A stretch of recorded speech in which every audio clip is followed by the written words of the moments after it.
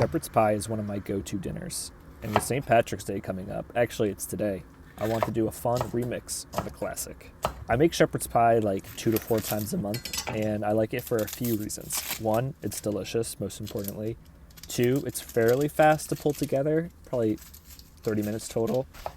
3, it can be very flexible in terms of ingredients. And then lastly, I will clean the dishes I use while the shepherd's pie is doing the last kind of baking step.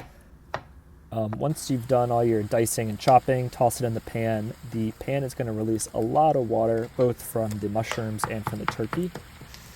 Because this is lean turkey, I want to break it up as much as possible.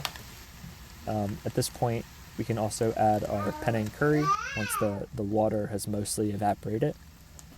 And for the next step, we're going to try to saute the Panang curry paste in some olive oil. And once the fat has been infused a bit, we're going to mix everything up. So as much of our mixture can be totally coated in that Panang. I probably used about half of the can. I kind of off camera went in for a little more after tasting. To thicken things up, you gotta add flour to your shepherd's pie.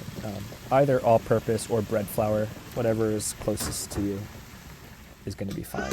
And then we wanna cook the raw edge off of that. So we don't wanna brown the flour, but just make sure it's not kind of tasting like flour. At this point, we can come in with our Guinness. We can also use red wine or chicken stock. I'm using the non-alcoholic Guinness because oddly that is all they had at the store. It looks like the regular Guinness sold out.